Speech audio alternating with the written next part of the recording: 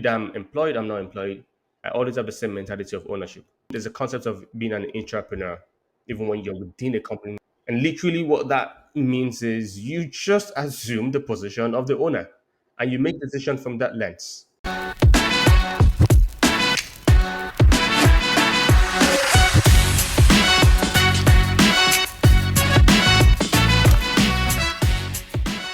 Good morning, good afternoon, good evening, viewers. Depending on where you're watching from, this is another exciting episode of The Adventures, and I am your host, Kunle Olufemi.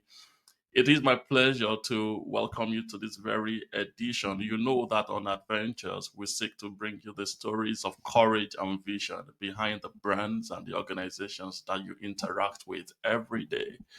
And our hope and aspiration is as you listen to their stories, as you hear their success about their success journeys, you can take a learning or two from what they've done right, and you can also take a few learnings from what they've done wrong.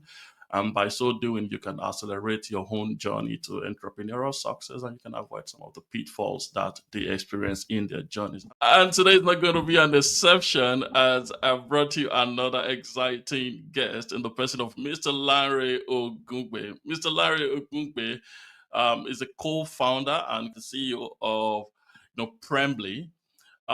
You see, at times when I try to talk about some of these organizations, I don't do as much justice to it as the guests. So what I will try to do today, we just read their mission very simply, right? And then I will allow Larry to go into the details of what Prembly does, and then we will take it from there. So basically, Prembly is health on a mission to safeguard digital businesses in emerging markets, particularly to transact globally while building trust with customers. And I dare say that that is a very laudable mission to be on. So, welcome on the Thank you. adventures, Larry. Thank Welcome. you.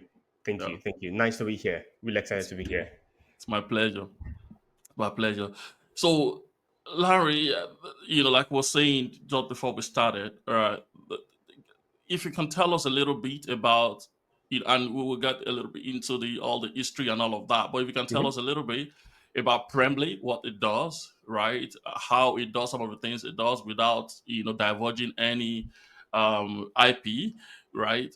And then the scale of your operations, your client base, right? Just to give our audience an idea of the scale of what you do and the impact you're making, and then we will go from there. Does that make sense? Does perfectly. Does. It does. Thank you. And again, thank you so much for inviting me to be here. Really excited to be here, especially when I do have the opportunity to share my personal stories and, of course, what we've done at Prembly. So, at Prembly, basically, we allow a lot of people, even when they do not know, to be able to access both local and global services. Either you're talking about financial services, you want to open a bank account, you want to send money, you want to issue, your debit credit card. When you apply to institutions and you need to be vetted and verified. When you apply for an international job or local job and you need to be checked. Literally, Prembly is the gateway for a lot of brands across the globe right now, where we tell and I'm explaining this in a very layman language so that I don't get it into the buzzwords. Yeah, so we tell our businesses, our customers, that you are actually who you say you are at the point of transaction.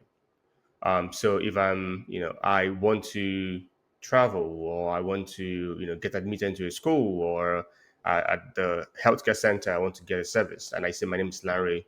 Prembly is the service that says, yes, this is truly Larry, and this is not Kunle, this is not Wale, or this is not someone else trying to access the services. I mean, we can get into why we're doing this. Even though we in a sense have some idea, we understand the concept of Nigerian prince, we understand the concept of cyber theft. We can get into those details, but and many of them could be stereotype, and Yeah, I agree. So, but we ensure that um, millions and millions of people every yeah, single month yeah, can be verified. can actually, you know, access the services that makes their lives better every single Mm, day. mm, From a technical standpoint, people call it KYC, so know your customers. Some call yes. it KYB, know your business. When you want to onboard vendors. Mm, Customer compliance, business compliance, by the way, customer due diligence, anti-money laundering screenings, transactional screenings, checking for political exposed persons. Yeah, so these are some of the nomenclatures within the space where we work in. But literally, from a layman perspective, we just ensure that every single person can access both local and global services from the comfort of whatever business they're dealing with. That's what we do. wow, thanks a lot for sharing that. And Welcome. no, you will recall that when I read out your mission, I said something like, "I dare say that that is a very laudable, right, laudable mission because I am a Nigerian, Yeah, right?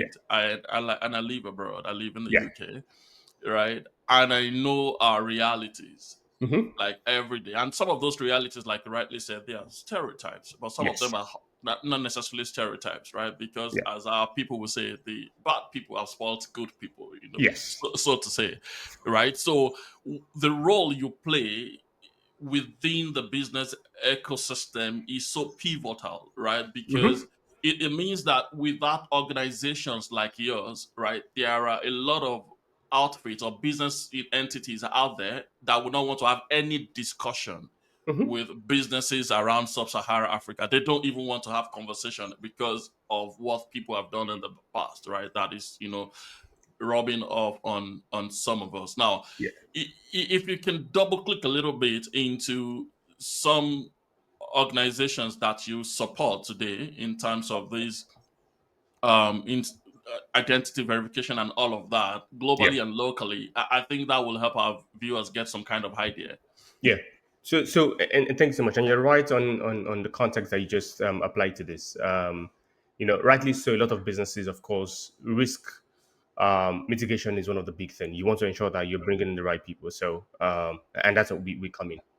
The on businesses that we serve, I mean, like you said, we serve both local and international businesses. Most of the banks, most of the top banks we have in Nigeria today uses our software and our technology, either from an API perspective. So talking about Union Bank, talking about Access Bank, talking about Providence Bank, talking about UBA, like some of the top banks that you have in the country today, export today rely on our infrastructure.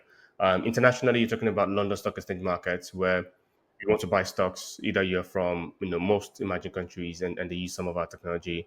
You're talking about Mastercard, for instance. You're talking about Uber, for instance, where you want to become a driver on Uber. In some countries, they use some of our technology. Yeah. So, You're talking about Unilever, for instance, and they want to do hiring. They want to deal with vendors because they're in the mm, FMCG space, and they want mm, to be sure that they're dealing with the right vendor, and not some vendor that we scam them or we put them into a very high risk exposure. Yeah. position. Yes. Mm, So yeah, I mean today we serve actively. We have over 600 top businesses that would use our technology at least every single month, at least every single month. If you expand that across, more than 1 month, in 2 months, that's way more. But on a guaranteed level, businesses within sub-Saharan Africa, outside of sub-Saharan Africa, in North America, Europe, UK, Middle East as well. Where we have some of our customers. So from big banks to neobanks, fintechs. And I'm talking about fintechs. I mean, we know a lot of some of these fintechs. Either you're talking about, from either fintech that are helping with cross-border payments like Lemfi, or yeah, many of these big players use some, or those that are doing investments like Bamboo, HAP, or you're talking about even microfinance banks, very small microfinance banks in different regions and communities across Africa. And big businesses in Canada and US as well that uses our technology. So FedEx, for instance, is one of our customers. UPS is one of our customers. You'll be surprised that sometimes when you want to send some packages to developed countries, you need to be verified. You need to submit some form of ID, right? Just to be sure that if if you're transacting, if you send like the wrong package, they can at least report you to the Yeah. security agencies. Yeah. So these are some of the categories of Client people that base we that. serve. Yes. Yes. Wow. And thanks a lot for sharing that. That's super helpful. Like, because I mean, if you're looking at like did you say 600 Yeah. Business active businesses every single businesses month. Yes. on a month-on-month basis, right? Yes. That Yes. is, if you want to count them, I mean, Yeah. assuming they're all unique businesses, that's upward of 6,000 customers, business customers. Now, if we extrapolate that to say that maybe some of these businesses have 1,000 people that they get to verified once in a year, Mhm. right? And that's we're looking at upward of 6-7 million people. That is on a very conservative. We do about half of that every single month actually. Can you imagine that? I was Yeah. just trying So, to be conservative for you. yeah. So just last year, for instance, we stopped over 20 million fraud cases from happening. Wow, We do way more above that. Every single month we're verifying uniquely. We're verifying way over 3 million individual uniquely. individuals. It could Wow, be, and that when I say uniquely could mean that we could verify way more than that. So we could verify, five, seven, eight. but some of them are But eight yeah, but they're or like doubles. So you could have yeah, one person that using this verified in a particular bank. The same person also went to go and open a another bank account service also in the somewhere. same bank. So we count that as one, right? But Okay, uniquely, yeah, we do way, way over more. 3 million every I mean, single like month. I said, I ran the numbers in my head. I figured that I was being, overly conservative, Which is right? But fine. I didn't want to. So really glad to hear that. I mean, 3 million verifications every month, and Mhm. all of these you do, Yeah. and you're not like in the face of, everybody. People don't even know Yeah. Prembly, right? You're just, Mhm. I like your business model. You're just there. You're making things happen quietly. We regard ourselves as infrastructure player, right? Hmm. So we regard ourselves as those guys that's building the right data trail across the emerging market that allows the seamless transaction to happen. When you send money from Congo to Rwanda, for instance, there's so many players involved, right? From the switching companies to the holding banks to the identity system that will confirm that this money is not going for terrorism, um, to a lot of regulatory. Those I would check the regulatory framework around amortization. So there are a lot of things that happen. So we play the infrastructure game, right? We play the infrastructure game, and we ensure that because just like I'm sure you know this, we kind of lack as much as we lack physical infrastructure in a lot of way in emerging countries. We also lack some digital infrastructure. And so we don't have the resources to play in the physical infrastructure, so we decided to play in the digital infrastructure. So that's why, and because we do strictly just with what's it called, we do strictly just with businesses, right? So we hardly have we don't have the B2C side, by the way. We just have B2B, even though we somehow have a product that could go into the B2C side, but it's not something that we've explored. But just to also state, we work very closely with some government infrastructure as well. So we help a lot of governments to power a lot of infrastructures that people today use. So, for tax payments, for government initiatives, many of those things need data infrastructures where we also Yeah. play. Yeah. Wow. Wow. Wow. Thank you. I am so tempted to go into. I'm not a tech person, by the way. I am a sales guy, right? But some tech questions are popping up in my head, and I've received grace to say no to those questions. So I will focus on what matters. I'm happy to take some tech questions as long as it's not too tech. No, and also for our audience, right? We may not be so True, true, true. interested Valid. in tech as much as in the wisdom that you want to share around how you started and how you navigated the different terrain. So I think we'll probably stay away from the tech now. Maybe we'll get into it later on if it becomes important. But I have a funny question for you, and then a follow up question on that. Right? The funny question is. I've looked into the tech ecosystem, right? And at the top of my finger, I can count three, maybe with you four, businesses that ended with ly, right? Like so I know a friend that has a business called Obtainly, right? I know. And I know of another business called, I think is it Remitly, Yeah. right? That's opportunity is Stefan, right? It's Safa, yeah, Safa and Yes, Hi yes. were in PNG together, right? Great. Safa and Hi and Crystal were in PNG at about the Nice. same time, right? So, Nice. Obtainly, I know I've heard of Remitly. Now, you, this is Prembly. What is it? Should I go and add ly to my name? Will it command some extra? May, may, just maybe, just maybe. I just don't know, and that's a very tricky one. That's a very tricky one actually, because I don't know if we have enough data to back up that most of the LY companies get to unicorn level or get successful. Okay. We would have to do that research, right? But maybe who knows? Maybe the best ones are the ones that have the LY, or the ones solving the most critical problems are the ones that have Probably the I don't LY. know. I Who have you knows? held Who one. knows? Okay, I can as well Um, just add ly to my name or yeah, who something. knows? So. But we never thought about that, by the way. We never thought about the LY thing. There were three things that we're looking for. There were three things we're looking for when we thought about the idea of the name. Just three things. One was a name that doesn't mean anything. We don't want something that means anything. And I strongly always recommend to um, a lot of people, especially in the business space, when it comes to branding or when it comes to getting a name. You don't want a name that, when you call it in a different country, it's an abusive word. Or when you change it into another language, it means something else. So we wanted a name that was neutral. You can't say it means something in English or it means something else in Spanish or whatever it is. That was the first one. Second one is, has anyone built any brand ownership around it? So if you set Prembly, how many people is called Prembly? How many brands are called Prembly? How many logos have you seen about Prembly? I mean, so we wanted a name that no one has built it because it's just quite easy for us to be unique, right? And the third one is, we wanted a name that when I tell you, you don't have to ask me, can you spell it for me? Um, because we've seen how, at least for me personally, I've seen how you call a particular brand name and you still have to spell it to the person. And after you spell it, they will say, okay, is it .com, .co, which one?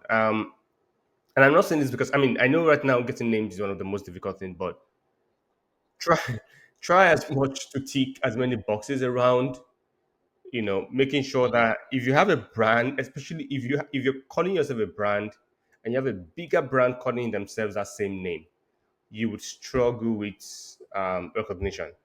You may struggle with high peak conversation. You may struggle with your customers, not knowing which one is which. If you have a name that someone has to say, what do you say? Do you want to spell it for me? That may be a problem as well. So those were the three things we're just looking at, and that was it. Nothing else. I mean, it was just an interesting question. Like I said, like it just popped up in my head. I was like, okay, Yeah, I know Sapphire is doing this. I know this. I've heard this. And I know a few others, right? that was it. That was it. But again, nothing to just a funny question. And Yeah. thanks for Yeah. sharing those perspectives that You're you shared welcome. around even the choice of a name, right? Mhm. Yeah. Like you rightly call out, finding the business name. Now, I'm not sure it's a Nigerian thing alone. I think it's a global thing. It's not as easy as people think. It's not Who finding a name, finding a domain. Yeah, It's a that lot of work. it's a It's a lot. lot of work. It's a lot of work. Totally agree with you. So, and I'm sure that people will find these tips you've just shared very helpful, right? Something that doesn't mean anything, so that people don't start misinterpreting or translation. It doesn't get lost in translation, right? It's not already honed, right? And finally, it's easy to pronounce, easy to relate with, and there is no complexity around. Okay, okay, get a biro and a jota. Let's just to pronounce. So those are very helpful. Now, I okay, so I'm torn. I want to go in two directions, but I think is I want to ask about how it all started, Prembly journey and all of that. But I'm not sure if I want to start from there, if I want, or I should go a bit farther back, right? Because at times the things we do are our stories cannot be fully told by the things that people see about us, right? So people see you do Prembly today and they think that maybe you just arrived on the scene, right? But who knows? Maybe there have been one or two, three, four Premblys before this Prembly that nobody. Do you get what I mean, right? So at times, the details of our stories, right, before what is seen or what is obvious, at times tells a lot, and people can learn a lot from it. So I'm tempted to really to go a bit further back, that if you can tell us a little about yourself, right? Okay. Yeah. Your background. I know that you schooled to an extent in Nigeria, and then you've navigated your way just a little bit, and then we'll get into Prembly in the course of Yeah. the conversation. Is that okay? Okay.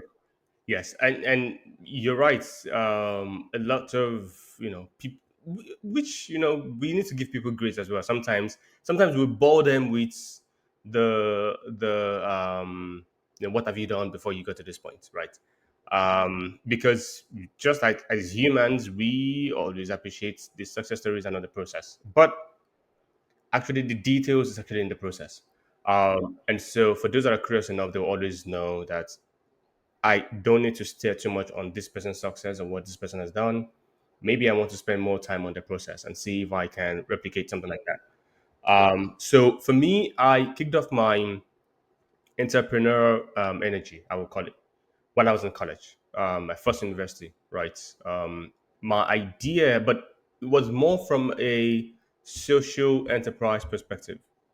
So my idea has always been, how can I make impact? That's always my question. How can I make impact? How can I be helpful? How can I move through a particular institution or a particular location, and I can, even if I'm not remembered, I can comfortably tell myself that and pat myself at the back to say, you did your best.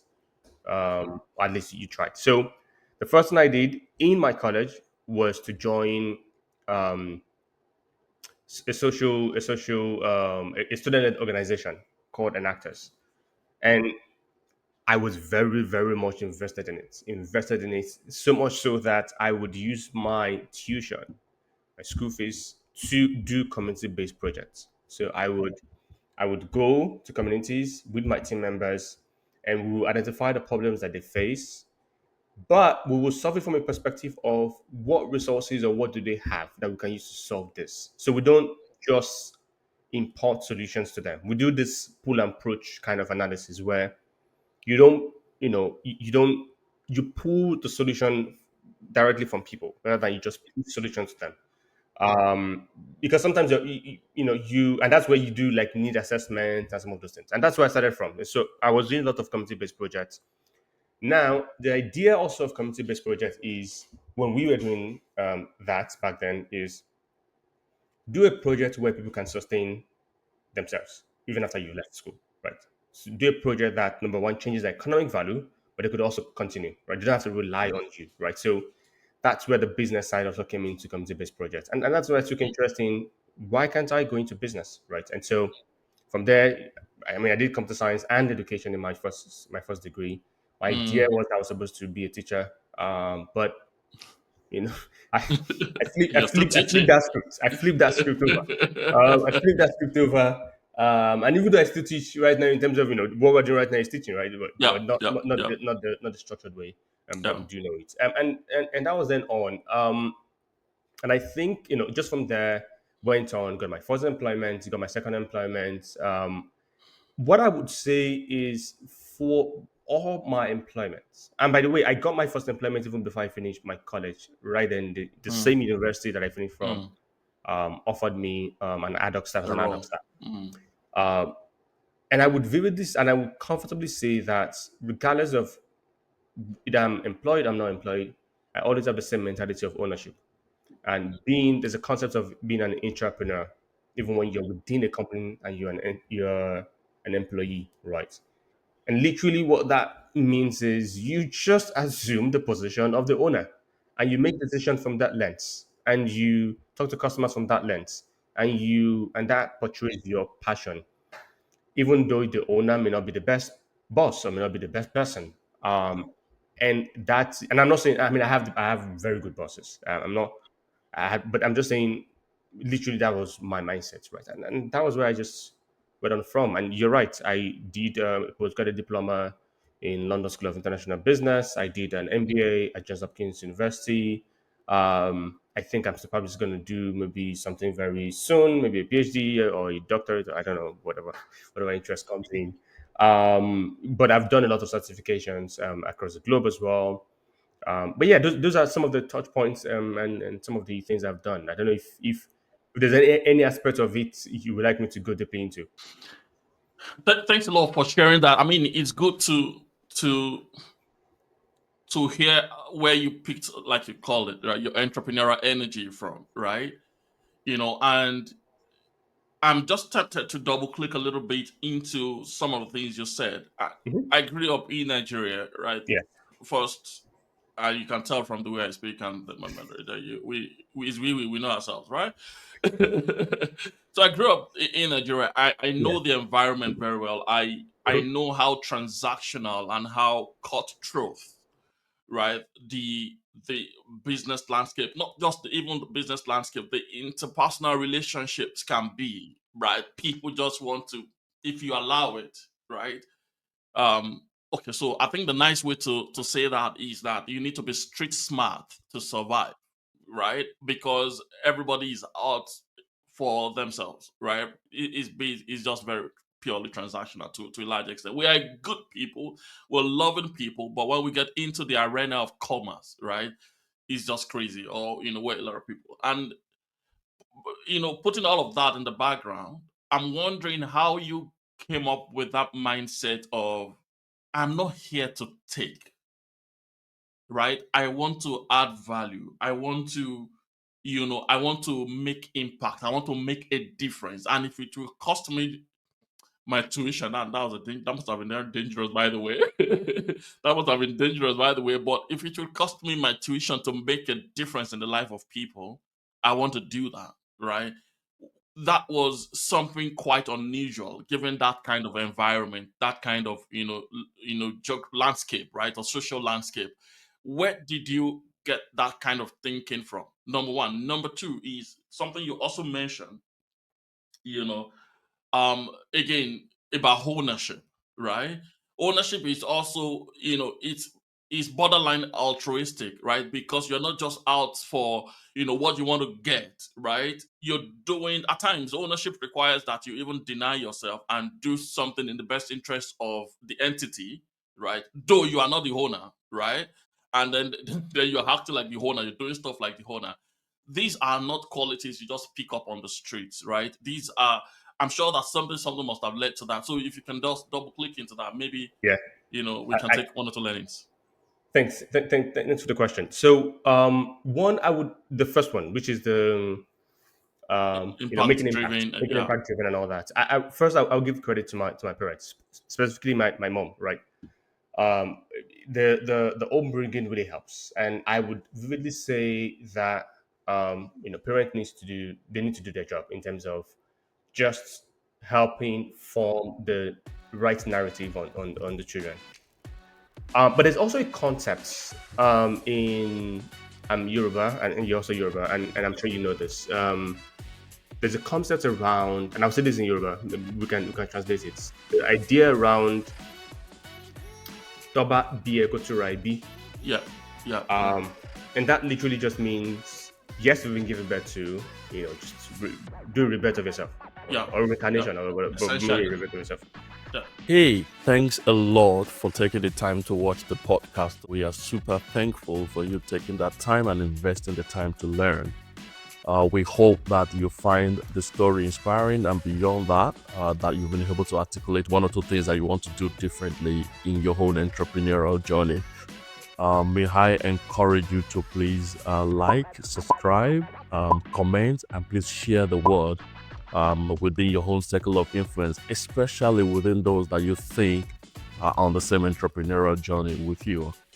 May I also encourage you to please, beyond subscribing to our YouTube channel, follow us on our other social media platforms. That means a lot to us, and we can see that that helps us to track that we're making some progress and so making some impact. Thanks a lot once again for taking the time to watch, and to see you on the next episode.